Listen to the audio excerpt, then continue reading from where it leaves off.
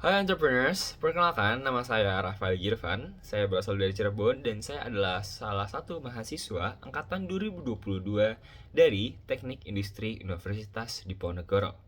Jadi di sini saya akan membuat video singkat tentang PEC test untuk memenuhi tugas dari kuliah kewirausahaan dari dosen pengampu saya, yaitu Bapak Susatyo Nugroho Widyo Pramono, sarjana teknik, magister teknik.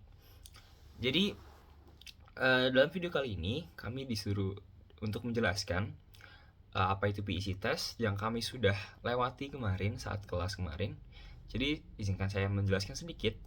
PEC test atau Personal Entrepreneurial Characteristics Test adalah suatu tes yang ditujukan untuk para mahasiswa agar mengetahui kecondongan atau sifat-sifat atau uh, insting kewirausahaan yang sudah dimiliki mahasiswa pada saat itu. Jadi PEC test ini ditujukan untuk mengukur kemampuan mahasiswa dari itu. Namun, tidak menutup kemungkinan bahwa PEC test yang dijalani saat itu adalah dan skor yang didapatkan saat itu tidak bisa bertambah.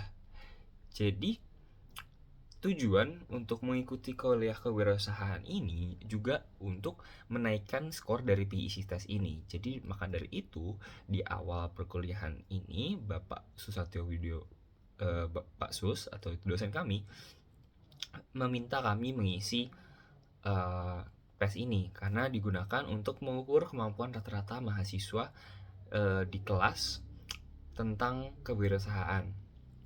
Kebetulan saat kemarin saya mencobanya, saya mendapatkan skor 35, yaitu masuk dalam kategori netral.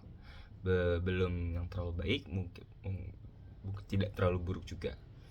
Jadi 35 sini netral, dan walaupun rata-rata kelas saya 40 dan hingga 43, tapi menurut saya hal ini bukanlah hal yang buruk. Kenapa? Karena kami mengikuti kelas kewirausahaan ini tentunya untuk menambahkan skill maupun pengetahuan kita tentang kewirausahaan tentunya. Maka dari itu, uh, saya, saya tetap percaya diri dan saya percaya bahwa dengan mengikuti kuliah ini saya bisa menaikkan nilai skor tersebut nanti di akhir perkuliahan. Tentunya saya juga uh, mungkin agak kalah dengan beberapa orang teman saya yang di kelas karena beberapa dari mereka sudah pernah berwirausaha kecil-kecilan. Misalnya saat SMA mereka menjual slime, misalnya ada teman saya bernama email menjual slime, atau ada teman saya lagi yang lain yang pernah menjadi koordanus atau dana usaha di sebuah event yang di SMA-nya. Jadi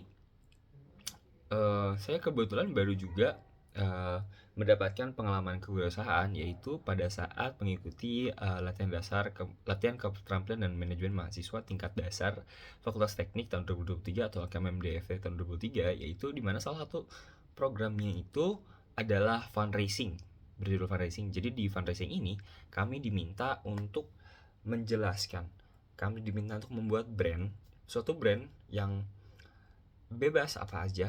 Ada makanan, ada merchandise, ada juga minuman dan lain-lain.